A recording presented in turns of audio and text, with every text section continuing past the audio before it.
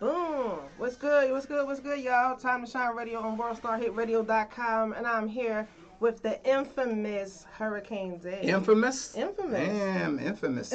What's happening? Hey, what's up, bro? Infamous Hurricane Dave, man. You need no introduction, but you can introduce yourself. You already did it. I'm Hurricane Dave, Vice President of Programming and Operations for Radio 1 Atlanta, as well as overseeing the programming strategies for our Charlotte properties, Richmond, and Raleigh. Plus, oversee the programming strategies for the Ricky Smiley Morning Show, which is a nationally syndicated show on about, 70, 80 radio stations across the country.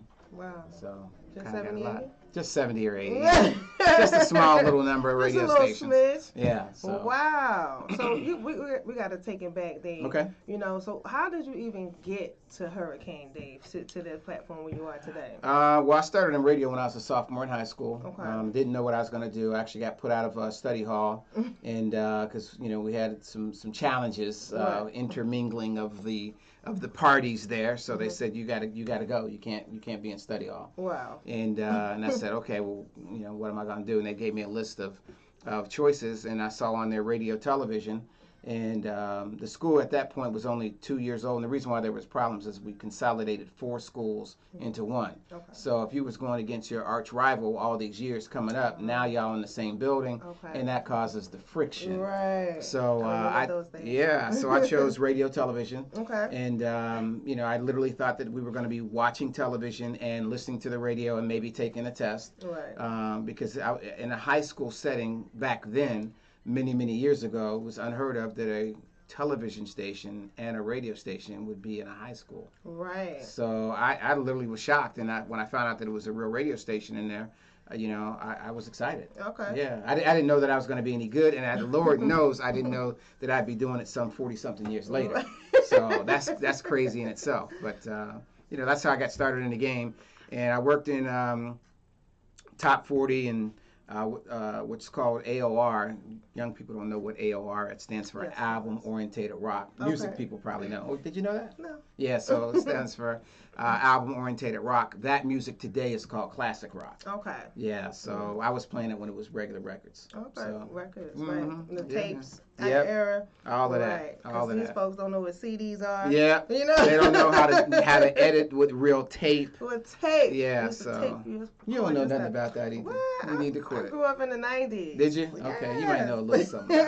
Little something. That part. Mhm. So you started in high school, and then after that, you decided this is what you want to do full time. You got good at it. Like, Yeah. How did the journey continue? Yeah, I when I got out of high school, first of all, when I started as a sophomore when I was in high school, and I was on the air literally every day, Okay. including the summer, Saturday and Sunday, because all you got to do is talk and make some money. Right. And I was doing all the high school dances and all of that stuff, so I really fell in love with it. Okay. The sad part is after I got out, it took me 2.5 years to get a job. Wow. Because I'm from a small town outside of Pittsburgh, Pennsylvania, Okay. and they wasn't putting people who looked like me on those stations back then. Wow. And but every weekend or once a week I would go to the 3 local radio stations. I was influenced by Pittsburgh because my hometown is 45 minutes from downtown Pittsburgh. That's like me leaving downtown Atlanta and going home. Okay, right. So all the stations that I heard was in Pittsburgh. In that little town, though, we did have 3 little stations. Okay. And I kept going back every week. I would go to this one, then the next week I'd go to that one, then the next week I'd go to that one. Okay. And I did that for 2.5 years. Wow. Just kept going back. And one of them finally said, you know what, this ninja is not going away.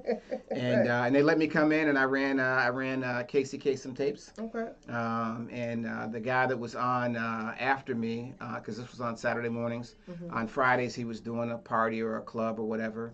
And he would come in intoxicated just about every Saturday. Wow. And some days he would be late, and I would call the PD and say, hey, so and so is running late. Do you want me to talk? No, we don't want you ninjas talking. Right. You in the building. Right. But finally, after a while, and I would practice the breaks and all that. And then finally, after a while, he said, the guy said he wasn't going to be able to come in until like an hour and a half later. Wow. Well, we had sponsors that had to have live stuff read. Right. So he had no choice, and he let me talk, and I talked at 10 after. And of course, between 10 and 10 after 10, I was practicing those 10 seconds frontwards and backwards. And he said, okay, go ahead and do the break. And I did the break. And he called and said, hey, that actually wasn't bad. Wow. And he said, you can talk at the 20 break. And so I talked at the 20 break. And he said, hey, that wasn't bad. Wow. He said, you can talk every 2 songs. Wow. And the following weekend, that guy was no longer there, and I had his shift. Wow. And that's how I kind of got on. Okay. And I say that to say be persistent. Right. I mean, I could have easily quit. I mean, in those 2.5 years, I worked at Arthur Treacher's Fish and Chips.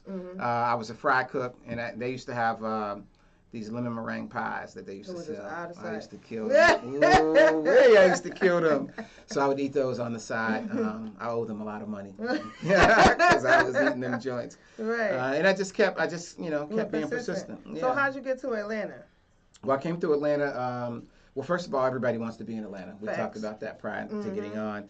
But I was running the syndication arm for our Radio 1 division. It was called Syndication 1, kind of like Radio 1. And I had 7 shows that I oversaw, including our inspirational shows. I did the Ricky Smiley Show, Yolanda Adams Show, a number of different shows. But Ricky was about to be syndicated. Okay. And so they decided that it would be better for him to be in Atlanta. I had a relationship with Ricky. Okay. And so they ultimately thought that maybe I could be in Atlanta. So I applied for the position. There's a long story behind that, but it is about being persistent. Yes. When I first applied for the position, the person who was in charge of hiring someone for this position in Atlanta told me no. He said, no, you can't come to Atlanta because you're too valuable to the operation in Dallas. And I was a little disappointed by it, but I kept it moving. When we launched one of our shows in Atlanta, besides Ricky, I came in for the launch of that show, and the engineers had to hook up some stuff. And I came in on a Friday because we were launching it on Monday, and things on that Friday were not right. Wow. And the angry black man in me came out, and it got to the big boss down the hall in Atlanta, and he came down and said, I mean, they knew who I was because, I was on emails and all that stuff. But he came down and said, hey, what's the problem? Right. And I said, the problem is I sent this information to be done, and the SHIT wasn't done, and and I got a problem with it, and I'm going to report it, right? Because on Monday this shit has to fly with no flaws, right? And he said, I kind of like you, right? Because you wasn't playing. I wasn't playing, right? And they had an operations, they had an operations manager position available, okay. And I was like, oh, okay, and so he pulled me aside. We got the situation resolved.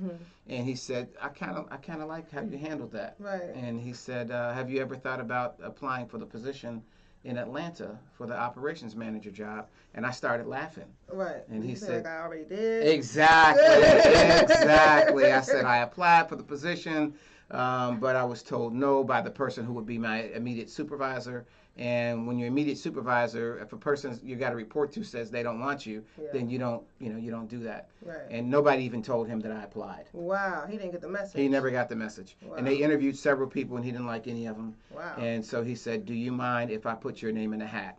And I was like, go ahead. I don't want no trouble. But, if you want to put my name in the hat, cool. And it got up through the powers that be, the president of the company, and also the president of the radio division, and some other people. And they said, you know what, this guy, he's the truth. He got it. Yeah, he got it. So I went back to Texas, and the guy who told me I couldn't have the job, which we grew to be good friends, so I got a lot of respect for him. He called and said, hey, I think that you would be an excellent candidate for Atlanta. He changed his mind. He changed his mind. After you met with the other guy. Yeah. But again, I was respecting protocol. I didn't come here for that. Right. But and a lot of this has to do with the man upstairs. Yeah, I'm a spiritual person. Yes, man. But God's still working with me. I'm not perfect. I still make mistakes. Yeah, we all do. Exactly. But I do think that was divine intervention, because it was funny to be on the end of the phone and having him trying to, because I had told him I wasn't interested, at that point, and he was trying to convince me to come to Atlanta, and I'm thinking, somebody got to pay for that mistake. Right. But we worked it out, and you know, I'm thrilled. I love Atlanta. It's to the point where I've had other opportunities to go to other markets, and I said no. I want to be in Atlanta. So you've been here how long now? 9 years. 9 Yep, years. 9 years. Wow. And you just said you don't want to leave. No, I don't want to leave. You know, but if it's God's will, I'll do whatever that is. Right. But I think He wanted me to be here. I mean, I even passed up an opportunity. I am a vice president now, but I passed up an opportunity to be a vice president. And possibly go to D.C. I didn't have the job guaranteed, but there were 3 people in the company that they were looking at, and I was one of them. And I said, well, can I do it from Atlanta? And they said, no, you got to be in D.C. Oh, wow. And I said, well, you can take my name out. Oh. And it was like, yeah, this we're talking about vice president. Right. You ain't never been no vice president. And I said, yeah, but I love Atlanta. I love the culture. I love the people here. I just love the city, yeah, you know. And I said I would rather not be the vice president if I have to move to D.C. Wow, and it would be a different change. Yeah. So a year and a half later, though, they ended up making me a vice president in Atlanta. So here you are, and you're responsible for a lot. Like, talk about some of the things that you're responsible at your career. Well, when people say, well, what do you do? The easiest thing for me to say. Not that I do a lot, but that I'll be held accountable for everything that comes out of Hot 107.9, Magic 107.5, 97.5, Classics, and Praise, our Praise brands, 102.5 and 102.9. I should say that because they'd be like, why are you mentioning them frequencies and not ours? And that includes promotions, working with our promotions department, you know, the liners, what the jocks are saying on the air, approving any contest. I don't have anything to do with the sales department, but we work together, meaning that I don't sell units that go on the air. But if there's a commercial on the air and it doesn't sound right, I have the ability to talk to the sales manager and pull it off.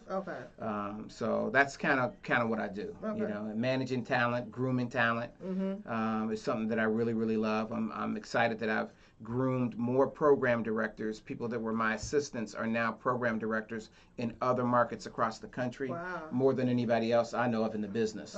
And so that's kind of how I kind of started the King's Rules for Success hashtag. I started thinking about some of the philosophies and things that I've been able to do and work with, and I started hashtagging these thoughts, you know, with King's Rules for Success. And now I have a panel coming up this weekend. Actually, it's actually called King's Rules for Success. At the MBE conference. MBE. Yes. Shout out to Arlinda. What up, Arlinda? Arlinda's in the building. Yes. But throw that A up for Arlinda. That's Atlanta. Amazing journey that you've had. And then, like, because I saw also, because, you know, I did some research. That you are really big, like you just said, with helping people careers. Yes. Yeah. So how do people come to you and get their music played? Because I saw you were responsible for like Waka Flocka and Roscoe Dash getting their songs played. Yeah, a lot of those guys getting their songs played when they didn't have a record deal.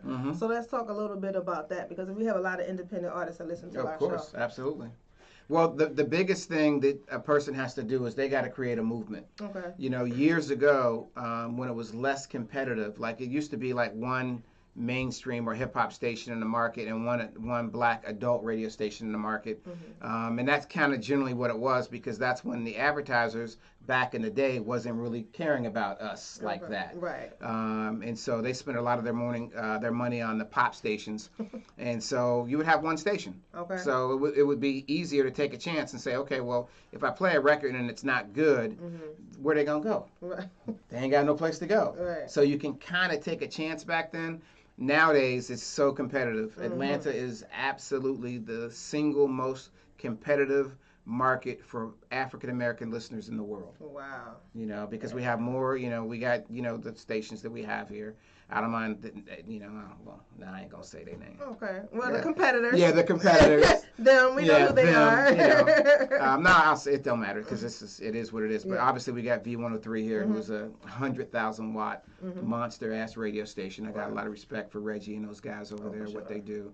And you know, we got the Beat. We have Streets. We have something at Power 92 or something like that. It's a new station. Yeah, it's a new station. We have Kiss. We have Magic. We have WAOK. We have, I mean, I could keep going. I mean, it's ridiculous. So my point in saying all that is that if I put something on the air and they don't like it, they could go to someplace else. Yeah. And hear something they like. Okay. So all this is leading up to the days of me just playing records because I feel good about them. Those days are gone. Right. You know, but what can happen and what still happens is if I go to a venue and somebody plays a record, if Waka Flocka has a movement, or if, you know, any number of artists in Atlanta has absolutely has a movement, and people are following them, then it gets on my radio station. Gotcha. Yeah, so it's not for you to come up and say, hey, I got this dope ass record. Right. You know, I need you to play it. I can say ass, right? Right. Yeah, I got this dope ass record. I need you to play it. My thing is, okay, well, who else is vibing off of it? Right. Because I'm sure it's good, and I'm sure the 30 people in your posse said that it's good because they look up to you. Right. But who outside of your circle says it's good? Right. And if I go to a club, is it going to, this is one of my favorite words, change the atmosphere in the club? Okay. So I'll go to a club and listen for an hour and maybe not hear anything that made the people get crowded, or get crunked, or or crowd to the floor. Right. But if something comes on and people start getting amped, right. You be like, okay. Now, okay, I didn't stop sipping my Crown. You know what I'm saying? Or my yak. But and then I'll look up and be like, oh, okay. And back in the day, you used to walk to the DJ booth and be like, hey, man, what was that song you played? And they'll say, oh, that's the new so-and-so, so-and-so. Oh, okay, cool. Where they from? You get your information. Okay. But now, when that song come on, I'll be in the club, I hold up my phone, Shazam it, then screenshot it, and then I'll be like, okay, let me do some research on this. Wow. Yeah, so I don't have technology. Yeah, technology is something else. So, but I still believe in that movement because you can do research, you can do all kind of stuff. But the best thing to be in a club and hear something come on and everybody gets turned up. That's how I discovered Cash Out. Wow. Cash Out was playing in the club. It was playing in a small market first. I can't claim that we played it on the air first. But in Atlanta we did. But I think his dad is like a program director somewhere in one of the smaller markets. It might be like Macon or something like that. Oh, okay. And but in Atlanta, Johnny Cabell, which we all know Johnny. Oh, yeah, for sure. he said, you got to check this record out. And I said, okay, well, what's the deal? And we went to Onyx. And I know what he did, though. When he told him I was coming, I did come. He said, you got to see what happens when this record comes on. Of course, you throw money at the DJ, he'll play that shit 20 times in a row.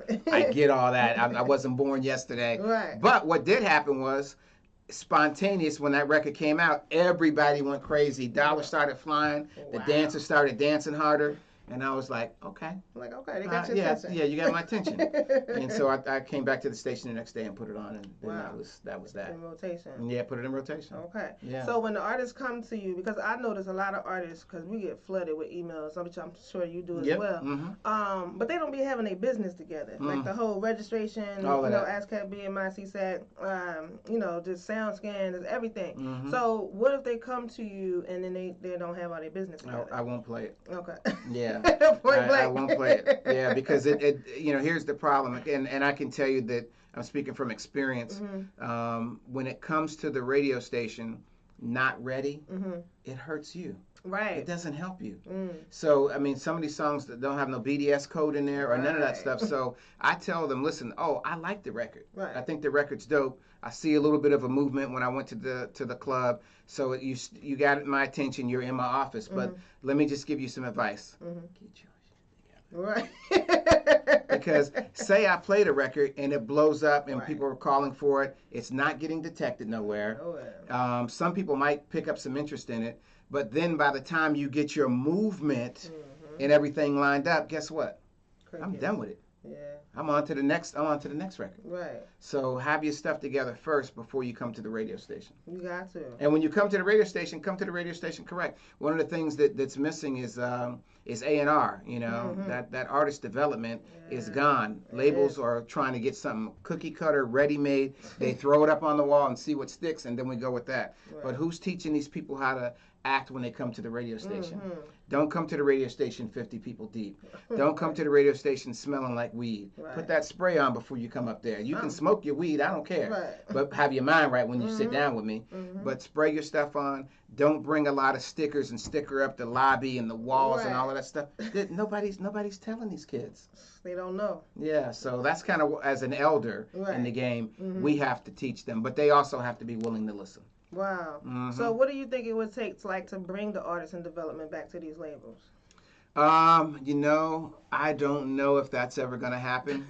I hate to say it. I mean, it would have to be a label that says, you know what, we're going to do things differently. Like Steve Jobs, one of the slogans they used to use for Apple was think different.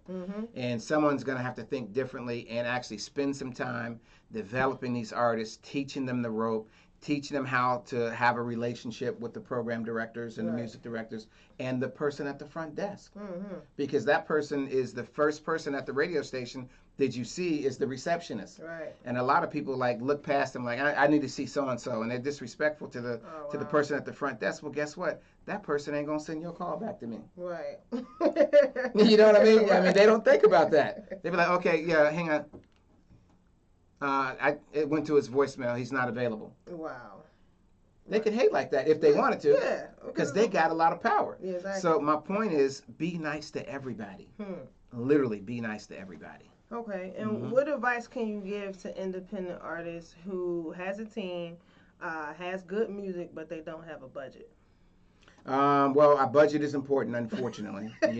Not for the radio station, but to promote and market your material. Absolutely. To create that buzz. When I say have a budget, that's not a budget to pay the PDs or the MDs, but that is a budget to pay the mixers in the club. And get it to them and have somebody working your record so you can kind of create a buzz. Because if you got all of this, but you don't have no marketing material, no marketing money. Because the club DJs, we all know, these club DJs, they get broke off. Oh, yeah. All the time. And I'm not mad at them, because at the end of the day, they got to eat. And get your stuff to them in advance or have somebody work the stuff for you.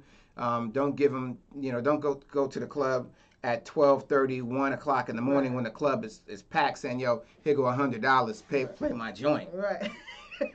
That's just stupid. Get to the club early. Talk to the DJ. Say, hey, man, I want you to listen to my stuff before anybody get in here or early before, and let's vibe it out, bro. Let's vibe it out, bro. Yeah, let's vibe it out. Yeah, man. Yeah. Because then if they like it, then they'll know, okay, well, I might be able to get, 8 bars in here, or 16 bars or something like that. They ain't gonna play the whole song, but if they get the beat right, because I used to DJ too, I used to mix down stuff. So if they find a hot track that they can play in front of it, and then slide your joint in where it don't mess up the flow, and then bring the next hot joint in, that might make the transition, and before you know it, your stuff might get played a little bit more than one verse. Absolutely. But that's very good advice. Yeah, it's all about finessing. Finesse the situation and make it work. Yeah, work the system. That part. That way. Yeah. So, what has been, you have accomplished so much in your career. What's one of the biggest highlights of your career? It's funny. I got so many because I've just been so blessed. But the biggest highlights don't necessarily come from me. For me, it's somebody that I help and see them grow. I got some amazing stories, I got a lot of those too. Like I said, I've groomed more program directors than most. And, when I think about Bill Black, who was APD here, and I groomed him, because when I came to Atlanta, he wanted the job. Because he was the APD, and most APDs, their role was to become a program director. And when I came in and I had the job, I talked to him, and I said, "What do you want to do, man? What do you see yourself doing?" And he said, "Well, obviously programming," and but he said he also wanted to, open up a restaurant. He likes to cook, and I said, "Interesting." So I wanted to know about him, the individual. And then I told him, I said, well, it'd be part of my goal is to groom you to where you can be a PD, and then you can do that cooking thing on the side, because I do believe that you should have, something else. Don't just do one job. Right. You know, you got to have a plan B. Yeah. And sometimes a plan C. But so now Bill, you know, became a program director. You know, I mean, we worked together for several years. I don't want to say I showed him the ropes, but we have this thing, the people that work with me, I taught them the sauce, what the sauce was. The sauce. And some of the sauce we created together. Okay. Which is really, really awesome. But now Bill left and went to, he went to Cleveland. Okay. Great success. They gave him Cincinnati and they gave him Columbus. Wow. So Bill is the man in Ohio. Wow. Nothing breathes in Ohio unless Bill gives it air. Okay. So I'm proud of that. Like That's when you we talk about accomplishments. Yeah. I mean, awards are great. I'm getting a Living Legends award in October 5th in Los Angeles. Wow. From the Living Legends Foundation. So when people say, "Man, you legendary," I used to be like, "Man, I've just been doing this a long time." But I am proud that I'm getting that award. So I can't actually say. Yeah, that's what's up. Yeah, I You already know. You've been in the game a so long time. Yeah. Yeah. This weekend I'm getting a Trailblazers award from the Music and Business Conference. Yeah, give them the address. Tell them to come through. Come through. It's at the airport. Look on my Instagram at Hurricane Dave. There you go. It has. I think it's the last post that I posted.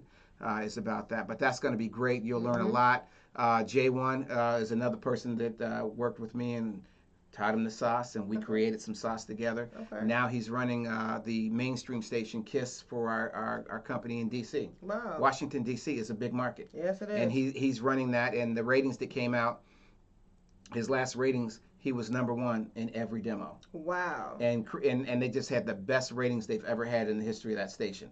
That makes me proud. Yes. You know. That would make me proud. Yeah. So you know, Terry Thomas. She was my assistant program director in Tallahassee and also in Columbus, Ohio. She's running Houston. Wow. And so that makes me proud. Absolutely. I worked with a young lady by the name of Chris Kelly. She passed away, unfortunately. But she was my assistant in Pittsburgh. Okay. She went on to be the program director for Chicago and Detroit. Wow. KJ Holiday was my APD in Norfolk, Virginia. We worked together, groomed him, and he passed away, unfortunately, as well. But he ended up being the program director in Detroit. Wow. So people have come up through the system, and again, I don't want to say it's all about me. It's about us working together. Right. I've learned as much from each one of them as they've learned from me. Wow. And and that's it's a gift that God has blessed me with. Absolutely. And so I never say, I will tell you a lot of times people at the top, or the person who's the boss, or the person who's at the head of the class, works with a team. They didn't get there by themselves. Right. Absolutely. There was a lot of people who had influence and input in there, and they have to get their credit. They're just due. Absolutely. Okay. Last question. Okay. How would you define success? Well, that's a good question. A lot of people ask that. I think success is determined by the individual. Absolutely. When people say, what make you happy? What makes you happy? I always think of this image of this child in, I don't know, he's in a third world country, and he's dancing on the mud floor. Okay. And he's dancing and having the most amazing time. It ain't about food or poverty. In his mind, at that particular time when he's dancing and laughing, he's achieving success. So it don't matter, I know a lot of people who have a lot of money and they're just miserable. So it definitely ain't money. Right. I think you have to find that each individual defines their own success. For me personally, being at peace. Okay. Being at peace with God, first and foremost. Being at peace with my family. The job, you're always going to have somebody at your job who don't like you. I'm experiencing some of that right now. Right. As we all do. There's going to be haters. Let the haters hate. Yeah. But find something that you can, get at peace with yourself. I believe in meditation. Yeah. I go to Stone Mountain. I know the history. People be like, "Why you go to Stone Mountain? They used to have planned meetings up there." I go there because it's peace and quiet and solitude. Yeah. And I think about our ancestors that those individuals was plotting and scheming against, and now I'm standing on top of that mountain. There you go. Yeah, so just that kind of stuff. I'm pretty easy. Yeah. Those were easy questions. You ain't asked me nothing hard yet. I thought you was gonna throw a hard ball at me every once in a while, but yeah. What does pi equal? No, I'm just kidding. Yeah, that I don't know. Do you know? 3.14. Hello. But I tell you what, I could ask Siri, and Siri would tell me. Technology. Yeah, man. Yeah. Yeah. Well, give everybody your social media. Hurricane Dave. You can reach me at Hurricane Dave on Instagram, Twitter, Facebook, just about everywhere. Look for. I just purchased a company. I'm gonna do a little plug for the company. Okay, do a little plug. I was saying that you should have a plan B. I love radio. I plan on being in radio for a lot longer than most people would like, probably. You mean you ain't going nowhere? I ain't going nowhere soon, especially if even if someone would offer me a lot of money to leave Atlanta, I'd keep a house here. Right. Because ultimately I would come back to Atlanta. But I just will say, look out for a company called Branded Live. I just purchased it Labor Day weekend. Okay, congrats. And it's pretty dope. It's pretty dope. Yeah. You say they're real modest. It's pretty dope. That must mean it's the bomb. Pretty dope. It's pretty dope. Pretty dope. Shout out to my man Steve, who was the founder of that company. And I tried to buy that company almost a year ago, but the timing wasn't right according to God's will. Okay. And he called me out of the clear blue sky 2 weeks ago and said, "Hey, you still interested?" What? And I said, as long as I could buy 100% of the company, yeah. Yeah. And that part. He said, okay. All right. Let's set it Branded up. Live. Branded Live. So when are we going to hear more about it? I might do a contest this weekend. Okay. Yeah, I'm in the process. I've got, he's transferring everything over, all the intellectual property and all that stuff. And he did the incorporation. He did that today. So literally, this is like live happening right now. Okay. And but we already signed the agreement and all of that. And I got a dope video already done with him transferring it over. Okay. But what is like the basis of it? Like it uses augmented reality, and basically if I had an image on this table with the app that comes with it, it's a free app. You can download it at on the Google Play and also on the Apple App Store. But I can embed an image in any picture. You know, like you use a barcode and you scan a barcode, but instead of it being a barcode, it's an actual picture. And when you scan that picture, the picture comes to life on your phone. Wow. And it could be whatever message that you want. So imagine, as an example, one of the spin-off products I might do with this company is called the Living Resume. Okay. So imagine you're going to a job and the person has 20 resumes in front of them, but yours says download this free app for a special message from me, and he says, okay, let me download it. Only takes a second. That's impressive. And then you scan that. You scan that, and then that person says, hi, this is Hurricane Dave. Thank you. You're holding my resume right now. Let me tell you why you should give me this job. That's dope. Yeah. That's impressive. Like, okay. I got all kind of stuff that I could do. So many things. Imagine you're at Barnes & Noble, and you pick up a book from Oprah, and you're reading the back of the book, and it says, scan this with Branded Live, and you scan that app, and Oprah says, hey, you're holding my book right now. Let me tell you why you need to go on it and buy it. Wow. How dope is that? Promo. Yes. Okay, come through now. Word up. Word up. Branded Live. Branded Live, yes. Okay. You're the first to hear about Branded Live. Okay, yes. For sure. Yeah. Branded Live. Branded I like Live. that. Yeah, that's going to be some dope. dope for promo. Oh, yeah, absolutely. Watch, everybody about to hop on that band. But, since I'm on the at a radio station, I can't handle that part. Conflict of interest? Yeah, so I'm going to let somebody else handle it. But I can definitely do books and resumes and, signage and stuff like that, you know. So. Events and all that stuff. Yeah. Okay, cool. Well, thanks so much for coming through. Thank you for the invite. This has been a long time in the making, right? Yes. Persistence, though, right?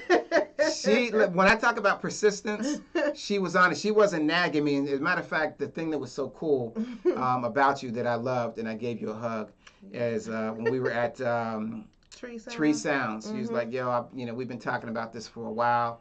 You know, I don't want to be nagging. Every once in a while I'll hit you up, but I always respond back, right? Yeah. I always respond back. He did. And I gave you a hug, and I said, you know what? I love that. You know, you have not been no bugaboo. You've been professional.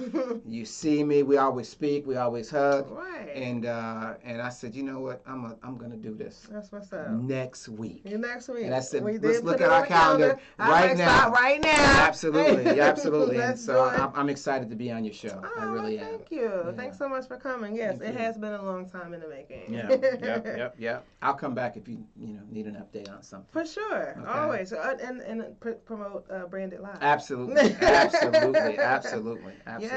because we want to do that. No problem. Thank you so much for coming, and you can follow him on Hurricane Dave and catch him this weekend. Is it Friday, Saturday, Sunday? The conference is Friday, Saturday, and Sunday.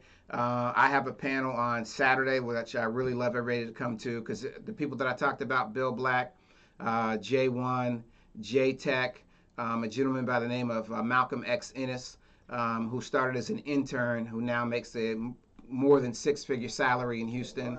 Wow. Those are people that all came up through, I don't want to say my school, but it's kind of like my school. And so it's called Kane's Rules for Success. It's Saturday at 12 noon. Go to hurricanedave.com and you'll see the flyer on it. And this is a great conference, not only for just music heads, but for tech heads. There are going to be people there from Spotify. There are going to be people there from major record labels. Once again, shout out to Arlinda Garrett. Yes. It's going to be an amazing, amazing conference, and you need to come. What time should they get there for the panel? My panel is at 12 noon. Okay. Now, I will tell you, I will be out at a strip club on Friday night. So he might be a few minutes late. Yeah, so it might start at 12:35. No, it will start at 12 noon. So 12 noon on Saturday sharp, because we want to be respectful of people's time. Okay. Yeah. Amazing. All right. Well, thank you so much again, Dave. Thank you. And I appreciate your time and appreciate all this knowledge he dropped today. And make sure y'all follow Hurricane Dave, and we'll see y'all on Saturday. Awesome. That part.